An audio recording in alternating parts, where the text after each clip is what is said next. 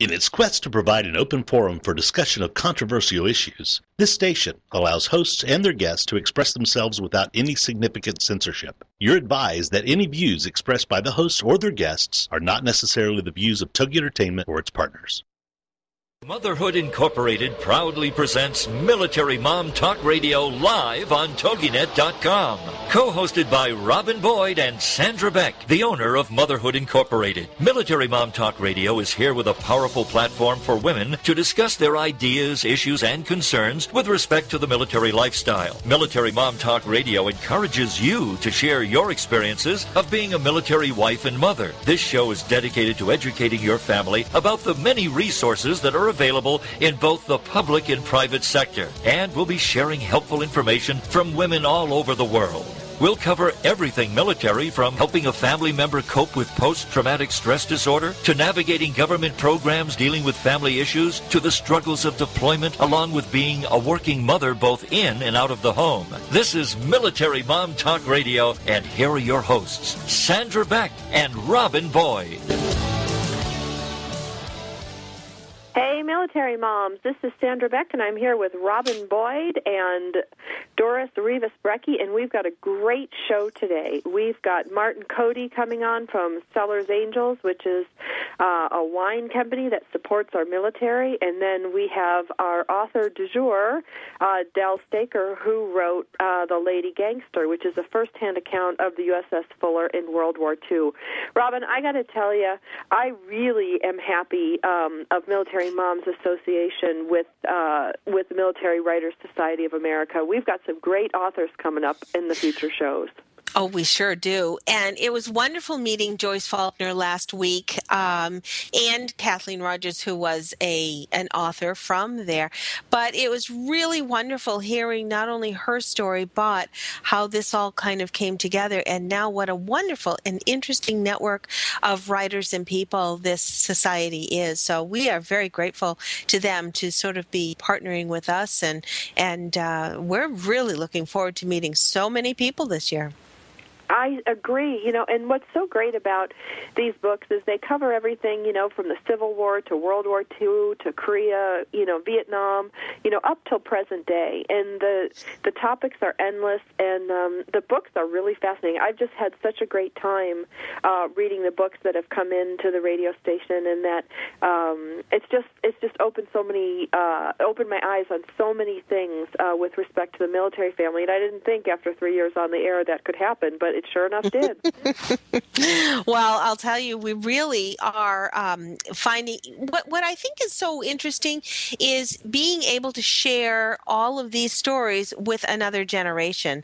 I think having the opportunity for young people, and there again, just as a sample, when our local high school, as I was telling you before the holidays, went to Hawaii to do a presentation at the 70th commemoration of Pearl Harbor. That was just so enlightening for those young people to not only go and do and play their song for a group of people, they do that all the time, but this was so significant, and these young people were so interested in learning more about where our country was at that time and what it meant to us as a country, what impact this had, and all the things that transcended afterwards. This was an incredible experience, and their generation is that much further away from it that it's hard to just read about something like this in a history book that's very sort of sterile and stagnant. We need it from the people's ears and eyes and hearts that were touched by those events in some way, shape, or form. Well, and that's, when I look at, Dell's book, The Lady Gangster, he started working on that or I guess the concept of it came around 1967 when he was talking to his own son. And, recently I had the luxury of having my dad in my house, and a couple of the gals that work for me in the office here came, and we all had lunch, and my dad started talking about some of his memories from World War II. And it was really interesting because, the girls were interested, my kids were interested, and there were really, like almost 4 generations there. You've got your 70s, your it. 40s, your 20s, and then your 8 and 5, and it really makes it's just a whole different experience when somebody says, well, and this happened, and this is what the newspaper was like, and this is what we saw in the movies, and this is what, it's that human part of it, the feelings attached to it, I think, that make these stories so compelling. Absolutely. And there again, it's from the heart. It's from someone's experience. It's not just a fact, retelling a fact. It's the heart and soul of what these people have experienced and what they've done for our country. Well, it always, when I look at Doris's military picture, I can't help but smile every single time I see it, because I think of her showing up to the Army with all her luggage, just totally Private Benjamin all the way. And, here is this picture from the 70s, this beautiful young girl, in uniform, so proud to serve her country. And when she told me that story, cracked me up. And still to this day, Doris, I can't look at your Army picture without cracking up. I'm going to kill you the next time I see you for bringing that up. For bringing that up again. That's the only part of my whole story you remember is me and Private Benjamin. But it's the human part of it, because I think, we can all relate to these things. And when we, read these wonderful stories like Saban Fallon's book that I just adore, you get a chance to be in the psyche of the person, the character. You get to feel their feelings. You get to experience their emotions. You get to see what they see through their eyes. And, it's just such a personal experience with a book as opposed to, a movie that does so much more for you. And I'm, not to diss the History Channel, they're clients of ours, and we like what they do, but there's something special about a book that you sit quietly and you get completely immersed in that story. Oh, yeah, I hear you. Even if it is your luggage. So, Doris, you got some news we can use? I do. If I can just regroup here for a moment after being hysterical. But, yes, I do have some news, and it's rather personal. This story is everyone's worst holiday nightmare. But it does have a happy ending, so... thank God. Don't panic. It's not doom and gloom. But anyway, it is a real story. And it happened to my cousin, Michael Terrasas, who was at his best friend's house for Christmas Eve cheer.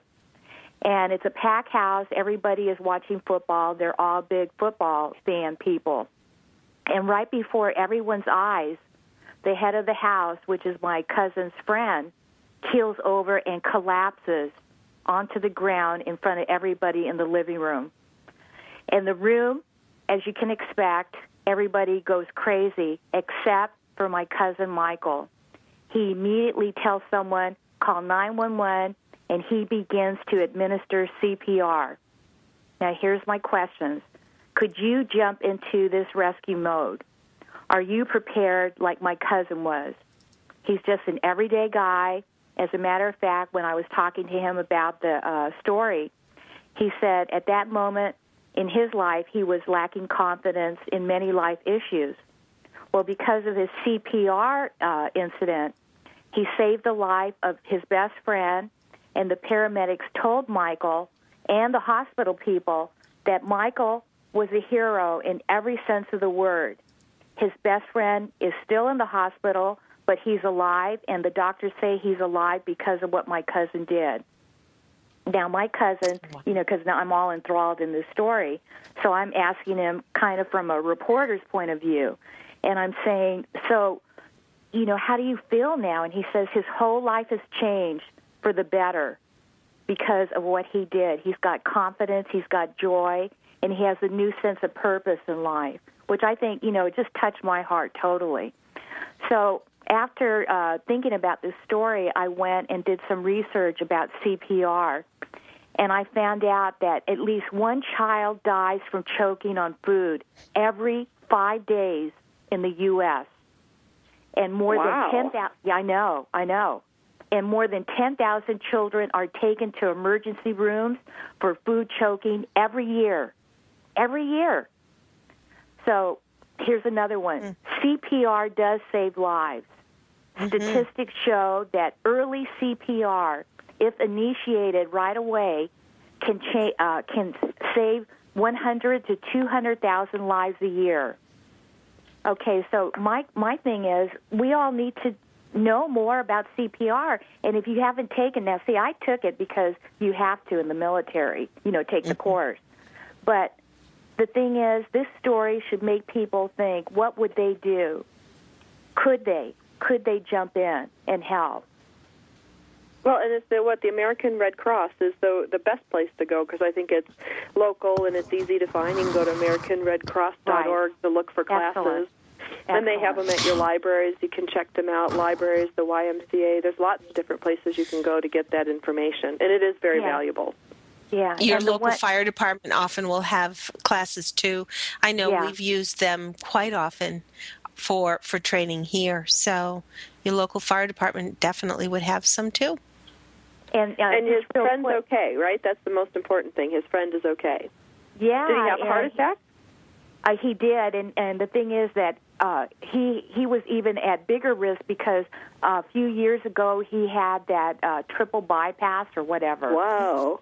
So he really technically probably should have died, but because my cousin jumped in so quickly, he saved the guy's life, and now they're doing more stents and whatever. But the thing is, he's alive and he's in his 50s, so. Wow, he's young. Exactly. Yeah. That's exactly the first What's thing our hero's name? What's today's hero's name? Michael Terrasas, my first cousin. Bless his soul. Wow. It's so good to hear success stories like this. We need this more often instead of all the news that we do get inundated with. Yeah, the gloom and doom. Right, exactly. Yeah. I'm sorry, my cat cat's playing the piano behind us. Aww. I'm sure that's what everybody's saying. What is that noise back there? It's not the music for the for the commercial.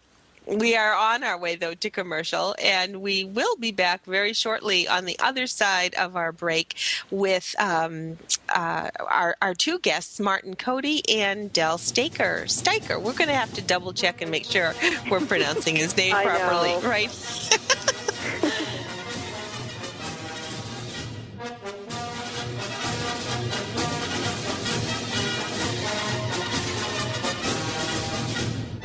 Are you a military mom looking for help in dealing with the system? Keeping the home fires burning? Well, that's what we're here for. It's Military Mom Talk Radio with Sandra Beck and Robin Boyd. And we'll be right back after these. If you're ready for a big change in your work, your career, your happiness, your life, it's time for the $1 Million Mindset with Marla Tabaka. Monday afternoons at 2, 1 Central on TogiNet.com. Marla believes that with the right mindset, anything is possible. Join us as successful life coach Marla Tabaka inspires you and her clients to explore, discover, and live your dreams by developing what she calls the $1 Million Mindset. Marla will inspire you to take action on your dreams and reveal secrets to success that will help you realize your own unique power. Tune into the $1 Million Mindset for heartwarming stories with Marla Tabaka. Learn tips and tricks to building a successful business and unlock the secrets to creating a happier, more balanced life through abundant thinking and attraction power. For more information on the $1 Million Mindset, go to our website, marlatabaka.com. That's MarlaTabaka.com. It's the $1 Million Mindset with Marla Tabaka. Monday afternoons at 2, 1 p.m. Central on TogiNet.com. Put a boot in your ass, it's the American way. Hey, Uncle Sam, put your name at the top of his list, and a statue of Liberty started shaking. Welcome back to Military Mom Talk Radio on TogiNet.com. Covering topics to help on the home front with help from those who know how the system works and how to work the system. It's more fun than a sale at the BX. Now let's get back to it. It's Military Mom Talk Radio. Here again are your hosts, Sandra Beck and Robin Boyd.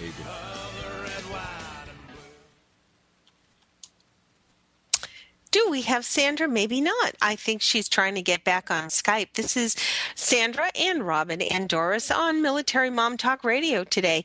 And Doris, we're just so glad to hear that your friend, your cousin, you said your cousin? Yes, cousin. Yeah, yes, cousin, your cousin. Michael. Yeah. And his friend is great. So we certainly. And one thing I did want to say too, sometimes there are new standards with the CPR. I know even though you may still be current or you may have had CPR training, it's really important to get those refresher courses, because now I understand there's a whole new method that they are suggesting. So it's really important to get those refresher courses out there. Yeah. Yeah, I'm glad you brought that up. I need to do that. Yeah. Good point. Excellent. It's true. Yeah. We have to try to stay current. I think it's the first aid is every 3 years, but the CPR is every 1 year as far as our certifications go. So, really? Yeah. Wow. Yeah. So, Sandra, are you back with us? I am. Life is not playing nice. It's a good thing there was a long tail on the end of that. Right, we sat here and waited for you the whole time. No. Yeah, I'm sure. Well, I'd like to bring our guest on. I'd like to bring Martin on because he's got a really, really unique idea, something we haven't covered before on Military Mom. We cover a lot of charities, but he's the first one that I know of that thinks about combining wine with charity. I mean, how great is that? Yeah, that's awesome. Yeah. Martin, are you on the line? I am here. There you are. Well, welcome to Military Mom Talk Radio. Welcome. Thank you so much for having me. It's a delight. Now, I want to ask you, how did you come up with the idea of combining wine and especially military charities? I mean, beer, yes, wine, not so much. It was, well, first, I'm a huge lover of wine, and I love everything about it, its creation, how it brings people together, how it ages, tastes, smells, all of it. And charity has always been very important to myself and the people I'm close to, especially in the last several years when everyone has really suffered so much.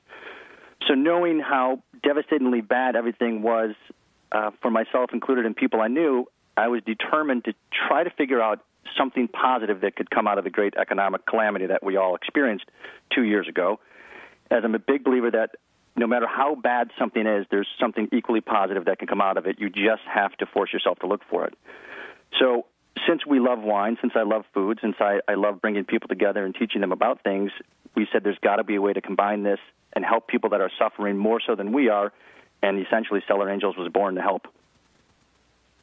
Now, and it's cellar like a wine cellar, CELLAR, correct. Singular, Angels, and it's an LLC, and that serves what types of charitable organizations? We actually will partner with just about any charitable organization as long as it makes sense for both the charity and us, and we know that we can help them. Several of our charity partners are, in fact, military-related, and I'm sure we'll get into some questions about those as well because what they're doing is simply incredible. But what we do is feature a wine a week that our members have access to, and our great winery partners in Napa and Sonoma discount their wine specifically for our membership, and then the member gets to choose which charity to support after their transaction. So are the members part of Cellar Angels? They are. Where are part the members? of us. I'm a little confused. They are not. They go to the website and sign up, so I guess ostensibly you could say they're part of our flock of angels. They become angels when they join.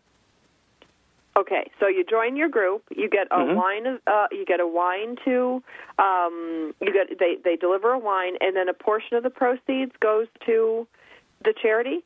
Correct. It's technically we essentially serve the needs and solve the problems of three main entities, if you will: the consumer, the winery, and the charity. The consumer gets unprecedented access to really and arguably America's foremost wine regions, Napa and Sonoma, and then to wines they would never, ever find at their grocery store or liquor store. These are just really small production family wineries. The winery benefits because we're using the leverage of the Internet to get them in front of a lot more people than they could on their own. And obviously the charity benefits because they get to have funds from people that they didn't even know as we continue to promote the charity. And the neat part about it is that at the end of the transaction, the consumer gets to select which charity they want to give to. So it really is kind of a win-win-win wine situation all the way down the line. So they have a choice at the end. That's really neat. Mm-hmm. How do you choose your charities? It really is kind of exciting. The charities have all come to us basically by word of mouth, and we haven't really gone out and cold called any charities, if you will, and we have a couple special announcements coming up about 3 more partners we're adding, and social media, oddly enough, has played a really significant role in bringing the charities to us and getting us connected. Specifically, one of our military charity partners, Shining Service Worldwide, and Linda Franklin, simply an astounding group that are helping women in the military. And I met Linda via a third party on Twitter. We started talking, and we reached a partnership in under 36 hours. I mean, it was awesome because actually Linda's awesome. So really excited about what she's doing. Well, we've had Linda on our show before on Shining Service, so we encourage everybody to, check out her sites and also check out your site. What is your website the same name, cellarsangels.com? It is. It's exactly what it is, www.cellarangels.com. And cellar, like wine cellar, Cellar. I know I got confused in the beginning when I only heard it verbally. I was thinking Cellar's Angels. Like, who's selling angels? I didn't know you could sell angels. Nope. And we want to make sure it's Cellar singular, Angels plural, so that people make sure they get the URL right. Correct. And it would be awesome if the audience did that, because you can go to Google and just Google Cellar Angels, or just go to the website and sign up at cellarangels.com, so it is singular then plural. And we're having a little contest right now, which is kind of fun for your audience. Everyone that signs up is automatically enrolled to win a trip to Napa Valley. Ooh. So we want to bring wine country, or bring the experience of wine country to them firsthand.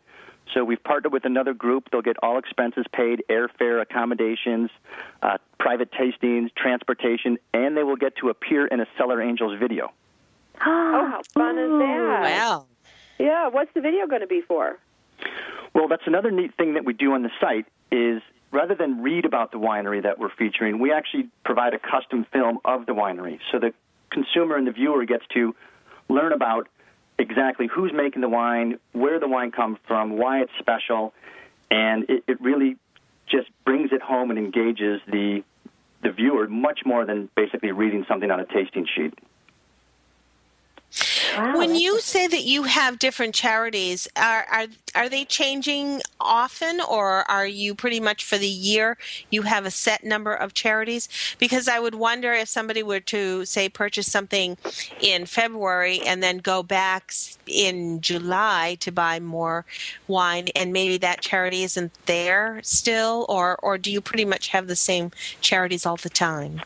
It's pretty much the same all the time. We haven't had but a few drop-offs just because it wasn't a good fit for them, and sure. may not have been from a promotional standpoint. But really, the core group of charities, we have 11 now, will probably continue to grow, and they range not only from military, but really there's cancer research, there's pediatric assistance, there's protection for the oceans, because the oceans and water as a whole is extremely important to the production of wine.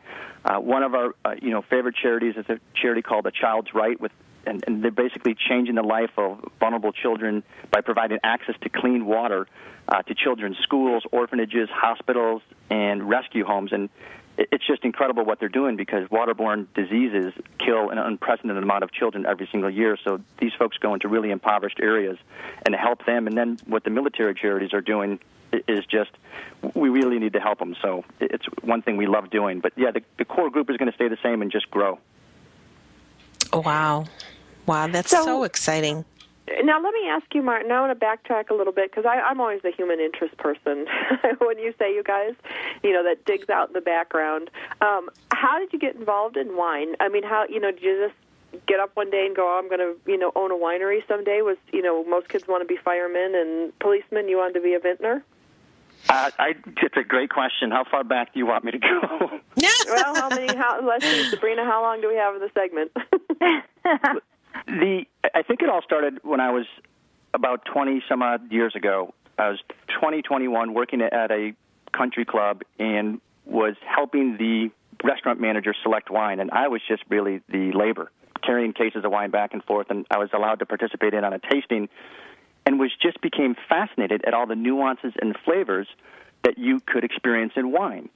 And then when we started pairing them with food, I was basically hooked. And from that point forward, through college, I explored wine and enjoyed it. And then after college, through work, whether it was entertaining or at home, and great meals. And that's one of the things that I really like about wine is that, first, it gets us back to nature. It's, after all, a plant, with fruit. And for decades, unfortunately, people have sought to make it really complicated as an exclusionary effort. But let's shadow that right now. We're just talking about grapes, okay? So I liked it because it allowed us to basically study the plant from growing to nurturing the vine to harvest, and it reconnected us with the land. It allows us to slow down a little bit. It brings people together. It gets them talking, sharing, caring, communicating, and those are things that I really liked about wine. Do you have a vineyard yourself? Have you grown grapes, or I do not. Are you a distributor? Yeah. I do not. It would be a nice little dream to maybe own a little parcel of acreage, but I have to tell you, when I go on site to these wineries, and I'm there all the time, there is that romantic version we all have of the winery where it's charcuterie and cheese trays, and we're sitting there watching the sunset, and it's not that way. These are some of the hardest working people, and they're farmers for the most part, and they're up at dawn, and they're in the field, and they're checking the crops, and they're making certain that there's no insects or anything that's going to wipe out that year's crop. And there's a lot of what you can do with physical force, but you're really at the hands of Mother Nature. And you could have a perfect year from the human involvement, but boy, Mother Nature throws some curveballs at you with rain and with frosts, and it's not for the faint of heart, I'll tell you that much. It's true, and it is so scary when all of a sudden the weather does affect. It's it's similar to sheep farmers, actually, in that when they have an illness, they actually have to shear the sheep and start all over again. They cannot take that growth because there's a imperfection in their fur, in their wool. So it's amazing how one little thing is going to ruin a whole crop. We've only got 30 seconds before we go to break, and we've got a few more questions for Martin, and then on the other side, we're going to bring you a wonderful author. His book is The Lady Gangster, and it's just an interesting tale. I'm sorry, I keep wanting to say the gangster lady, and I have to make sure it's the Lady Gangster. Well, you know what? I rename people. You can just give people new book titles. Give people new book titles. That's it. We'll just say, we'll just have to Google them and hope that we get the right one. I'm sorry, Del. We'll be sure to get it right on the other side of the break. We're here at Motherhood Talk Radio. And stay tuned. We've got lots more. Are you a military mom looking for help in dealing with the system? Keeping the home fires burning? Well, that's what we're here for. It's Military Mom Talk Radio with Sandra Beck and Robin Boyd. And we'll be right back after these. The Trick to Getting Published with your host, Florence Blake. Friday nights at 9, 8 Central on TogiNet.com. Flo has seen it, done it, and now can share from her experiences as a newspaper staff reporter, feature writer, freelance editor, and college writing instructor. And now Flo has authored a system whereby her students enjoy a 90% success rate in attaining publication of their manuscripts for the first time. In just 4 years, she has over 800 of her own articles published in national magazines, newspapers, and anthologies. Author of several books, including the powerful memoir, The Sicilian Nobleman's Daughter, Florence has advised and edited professors, deans, PhDs, and hundreds of students' writings before submission. And now it's your turn. Join us Friday nights with your questions. Most of Flo's students say they've learned much and thoroughly enjoyed the journey. It's The Trick to Getting Published with your host, Flo Blake. Friday nights at 9, 8 Central on TogiNet.com. Information is power. The power to change your life. So be here for Education to Excellence. Some of the most valuable information you may ever receive will be shared with you 7 p.m. Eastern every Tuesday night with Education to Excellence with your host, Bruce Beichman. You'll benefit from insightful shows featuring guests that are proven experts in their field. Little-known facts on how to improve your health by making one very simple change in your morning routine. If you're a high school graduate or working adult and a bachelor's, master's, or doctorate degree from an accredited college would change your life, you won't want to miss this. Education to Excellence. Shift your career into high gear without ever attending a traditional college class. Learn investment strategies from proven experts who have a track record of helping normal individuals build abnormal wealth. Check out their website, education2excellence.com. Then join us for the show, Education to Excellence, with your host, Bruce Beichman. Tuesday nights at 7 Eastern, 4 Pacific on TogiNet.com. There ain't no doubt I love this land. God bless the USA.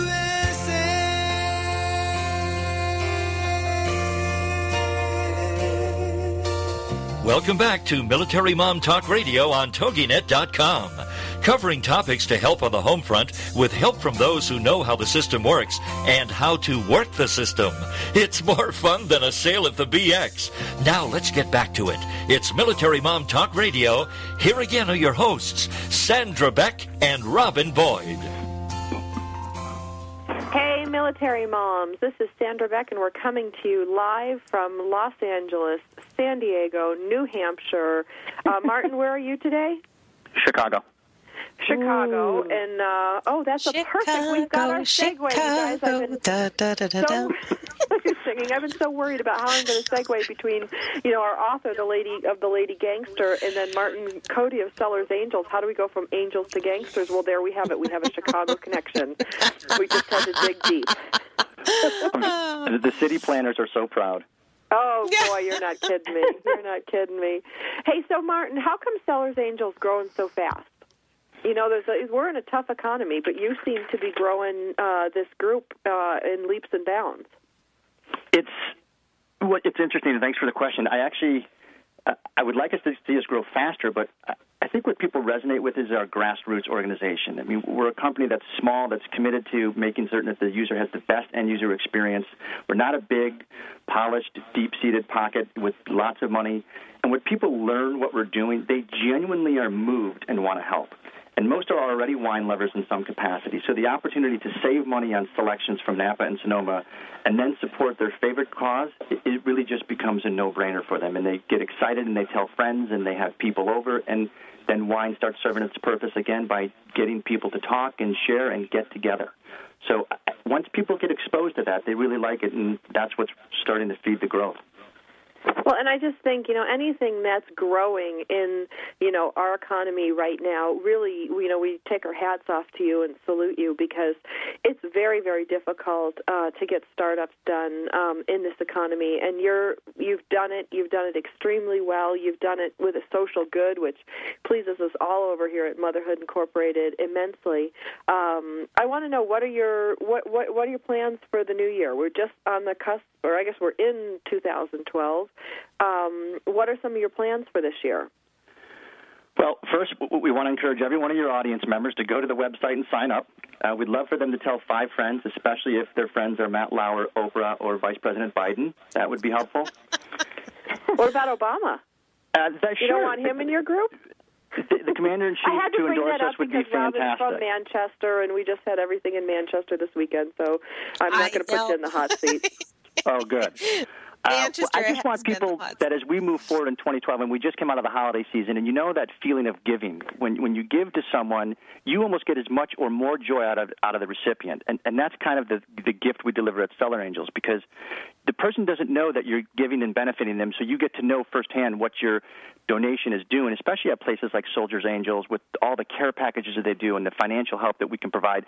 And then with Shining Service Worldwide, from just the bracelets of the recognition to the mentoring program that she's doing, every time you buy wine, that helps. And really what I hope everyone remembers and kind of embraces as we move through 2012 is the famous quote that we live by at Cellar Angels from Margaret Mead: "Never doubt that a small group of thoughtful, committed citizens can change the world. Indeed, it is the only thing that ever has." All right. And that's exactly what we want you to remember. And when you think of wine, please think of us.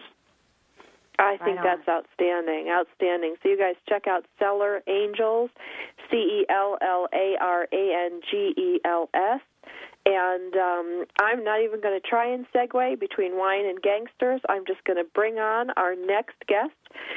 His name is Del, and he's going to have to tell us how to pronounce his last name, because we're pretty much split between the three of us. Del, are you on the air?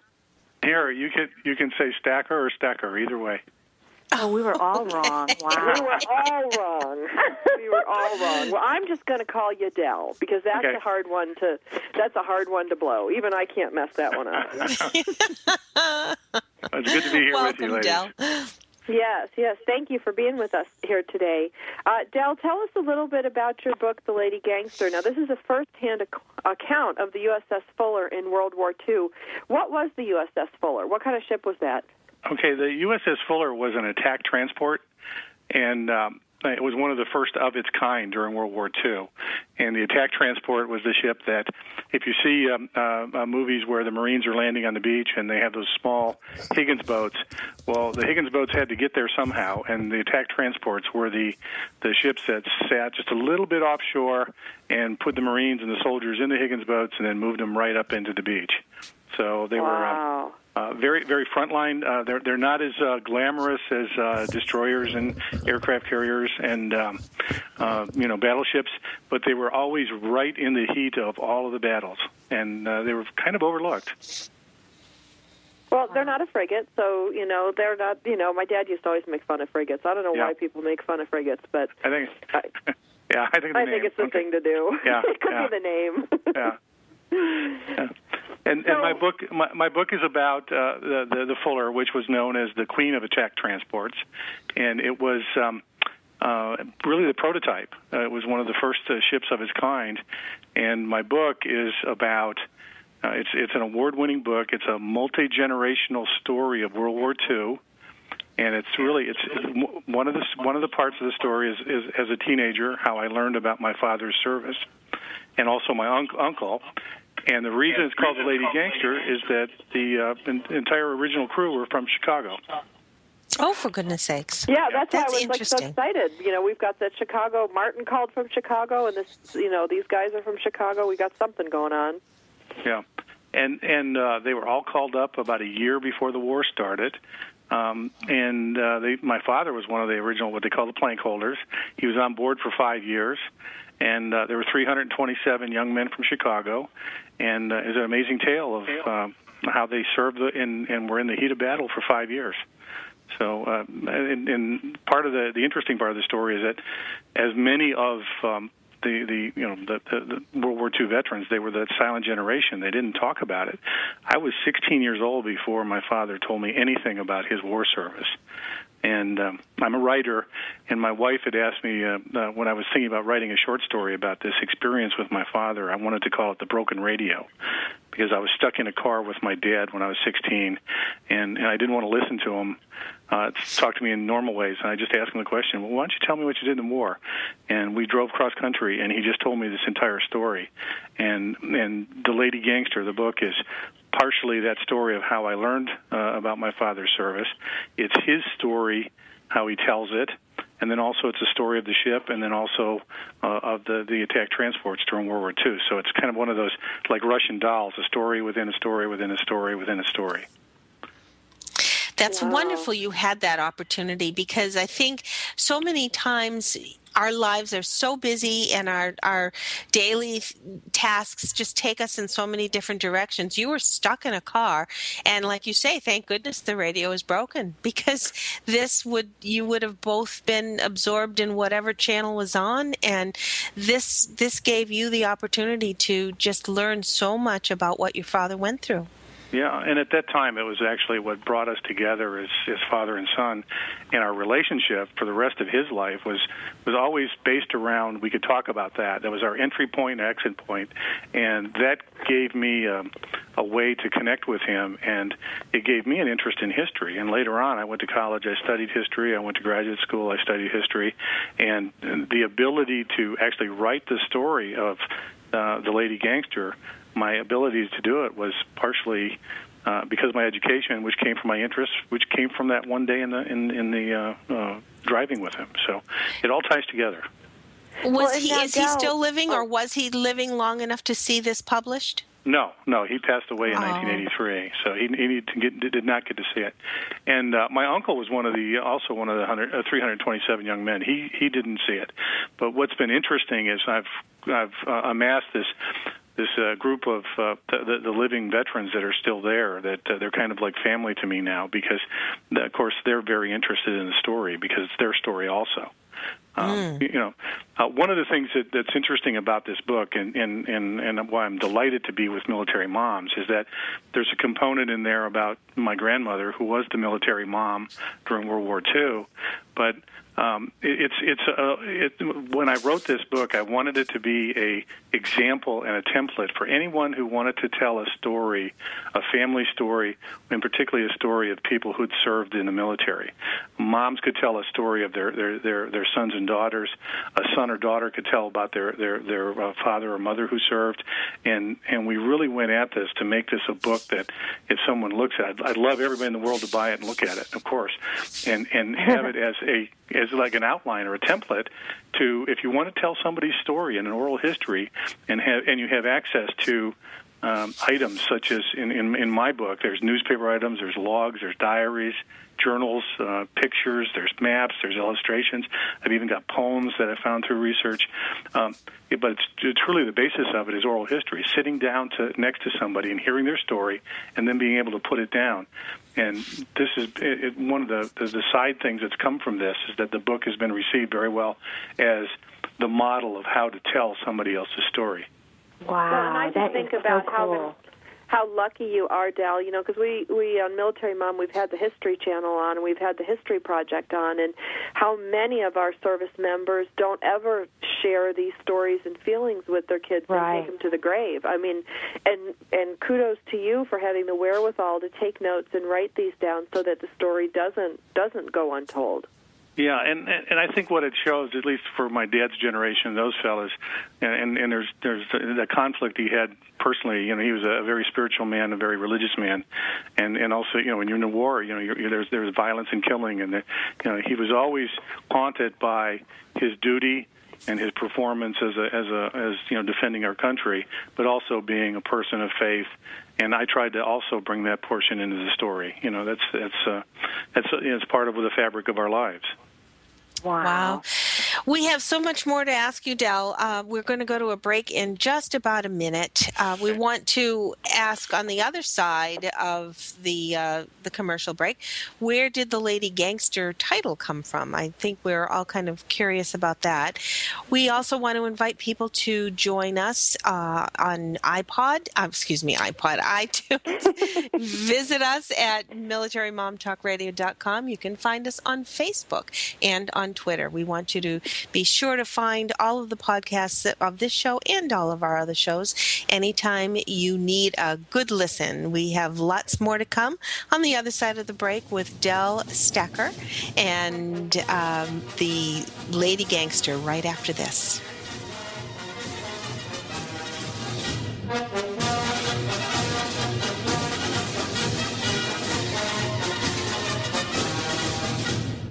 Are you a military mom looking for help in dealing with the system? Keeping the home fires burning? Well, that's what we're here for. It's Military Mom Talk Radio with Sandra Beck and Robin Boyd. And we'll be right back after these. Is there more living for you to do? Yes. Start living inspired. Be here for Living Inspired with Tricia Goyer, Thursday afternoons at 4, 3 p.m. Central on TogiNet.com. Tricia will dig deep into topics that matter most to women, inspiring women to make a change in their own lives and to make a difference in the world, and maybe even deep within their own hearts. Tricia is a wife, mom, speaker, family expert, and author of 24 books. For more information on Tricia and Living Inspired, go to her website, TriciaGoyer.com. That's TriciaGoyer.com. Tricia's vision is to be the voice of hope and possibility for women of all ages. Her intention is to serve ordinary women by encouraging extraordinary things with God's help. Tricia expresses real life, real hope for real women. Is there more living for you to do? Yes. Start living inspired. Living Inspired with Tricia Goyer. Thursday afternoons at 4, 3 p.m. Central on TogiNet.com. Whether you're 4.5 or 100, you can retrain your brain. Learning RX, the radio show, is on TogiNet.com. Thursday mornings at 8 a.m. Central Time with Martin Kruger. Learning RX programs are quick, they're efficient, they're life-changing, and they're permanent. Unlike tutoring, cognitive skills training, or brain training, targets the root issue causing learning struggles. Time and money spent on chronic tutoring is a clear signal of cognitive skill deficiency. That's where Learning RX comes in. Call today, 903-617-6899. 903-617-6899. Then join us for the show here every Thursday morning at 8 a.m. and take advantage of the power it holds to improve your life. There are so many brain training issues that Learning RX can help you with. It's not a product, it's an experience. So join us for Learning RX, the radio show with Martin Kruger. Thursday mornings at 8 a.m. Central on TogiNet.com. Put a boot in your ass, it's the American way. Hey, Uncle Sam, put your name at the top of his list, and a Statue of Liberty started shaking. Welcome back to Military Mom Talk Radio on TogiNet.com. Covering topics to help on the home front with help from those who know how the system works and how to work the system. It's more fun than a sale at the BX. Now let's get back to it. It's Military Mom Talk Radio. Here again are your hosts, Sandra Beck and Robin Boyd. Hi, Military Moms. This is Sandra Beck, and I'm here with Robin Boyd and Doris Rivas-Brecky. For those of you that missed the earlier part of the show, we had Martin Cody on.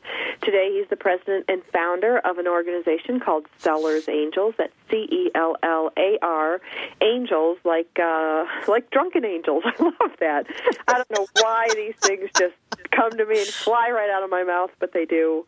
Our guest for this segment is Del Staecker, and he wrote this great book called The Lady Gangster. It's a first-hand account of the USS Fuller in World War II.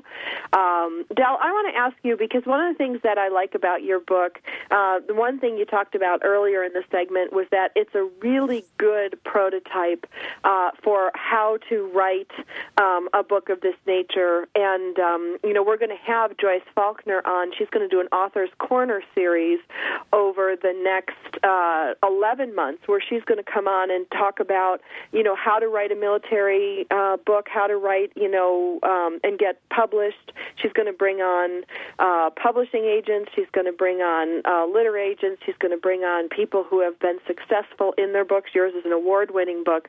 But the one thing that I think takes, and I went to Northwestern, I went to Medill. I'm a former journalist, so I really do appreciate when somebody crafts a book, and your book is very well crafted.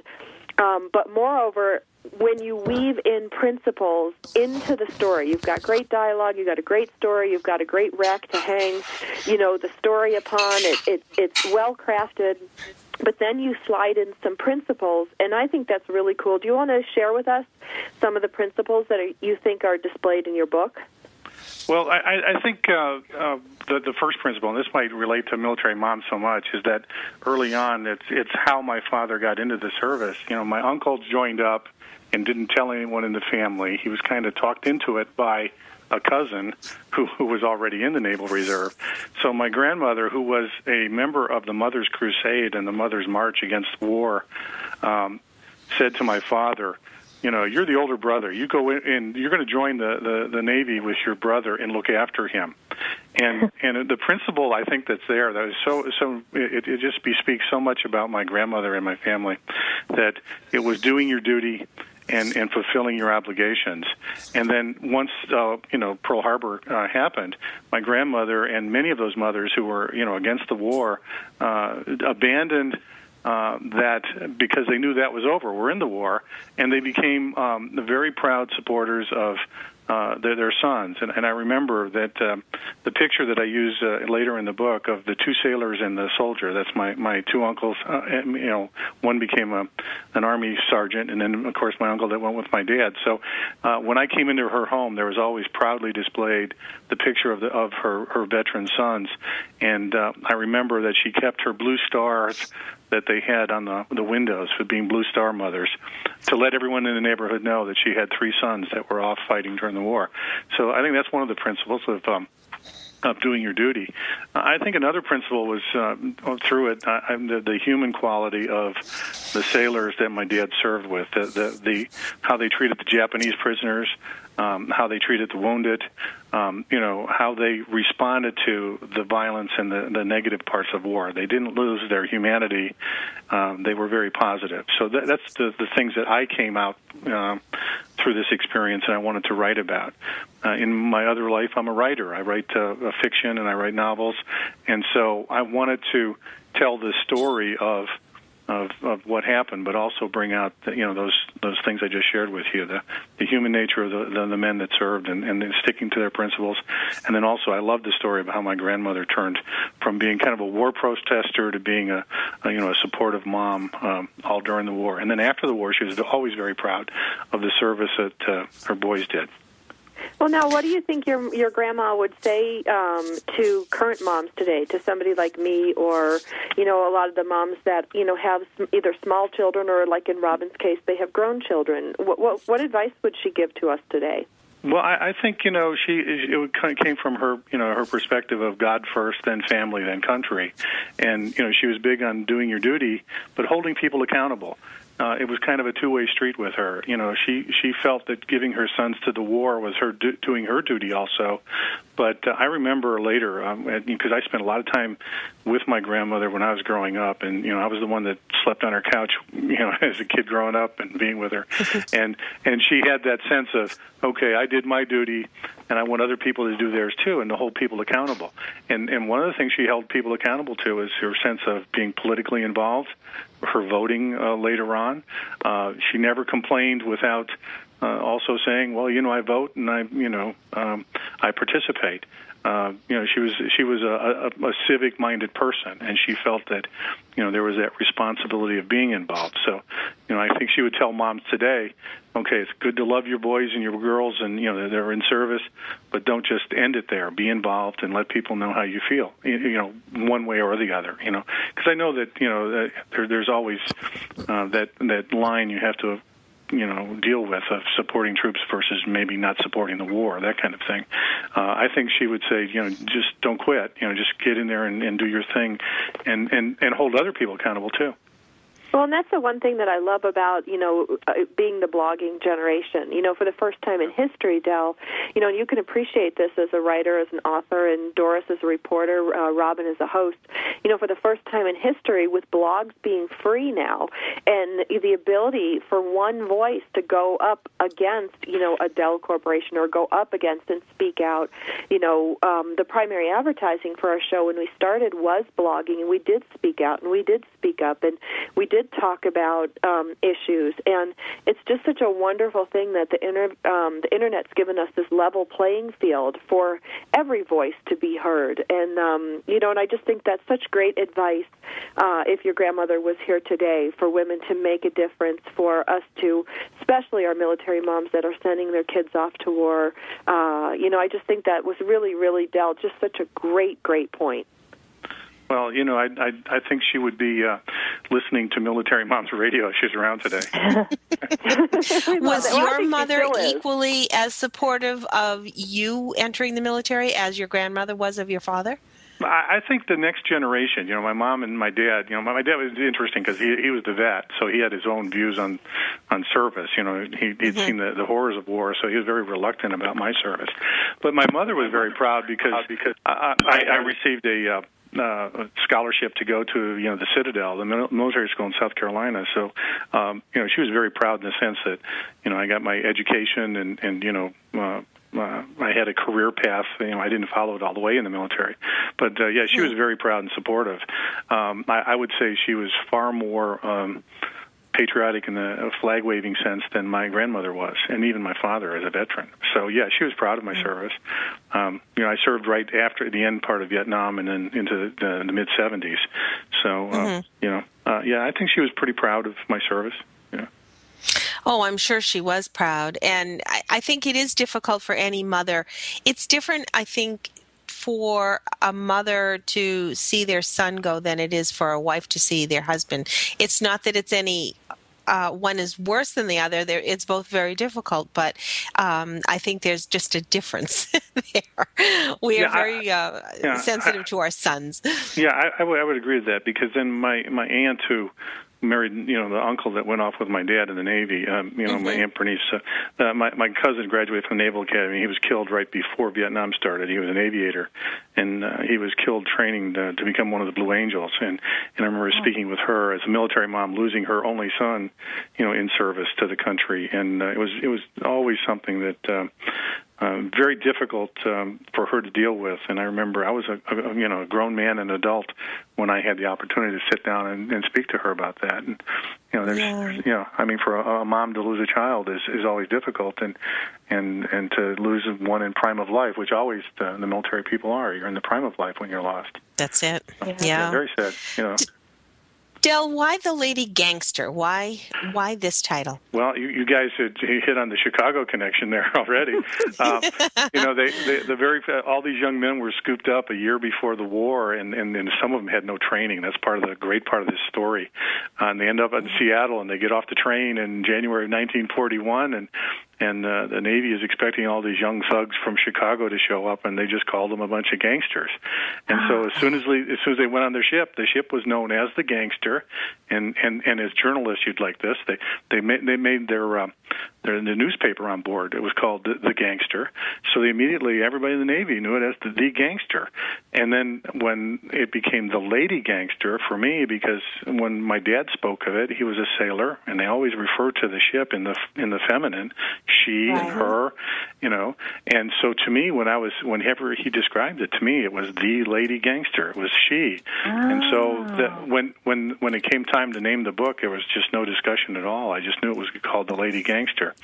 And the Gangster newspaper still exists. There's probably only about less than a dozen of the original crew still alive, but they still have their newsletter that goes out. It's called the Gangster News, and they talk about their reunions and things. And I mention in the book how I've been to some of their reunions and how that's how we've kept together.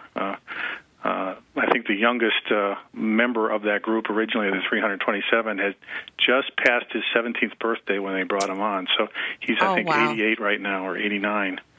And he provided some of the documents I had for the book. Ooh. So, yeah. We want to make sure that we give everybody your website, www.theladiegangster.com. And you are author of some other fiction, too, aren't you, Del? Yeah, I have 3 kind of mystery crime thrillers. And they can be linked, and I really don't want to discuss them because I'd like to talk about the Lady Gangster. If somebody wants to find me, they can Google me, or I have my own website, delstaecker.com. So. Oh, good. And we want to make sure that we have everybody spell Staecker correctly, and it's Staecker. Is that correct? Yeah, that's correct. Del, thanks so much. We are at the end of the show. We want to thank you so much for sharing the Lady Gangster with us. It's a delight and an inspiration. And we also want to make sure that we thank Martin Cody from CellarAngels.com. Please do go and check out what wines are there for you to love and enjoy, and at the same time, love and enjoy a very special military charity. Thank you so much, both of you. Have a great week, Doris and Sandra. Thank you. You too. Both all next week on Military Mom Talk Radio. Bye-bye now.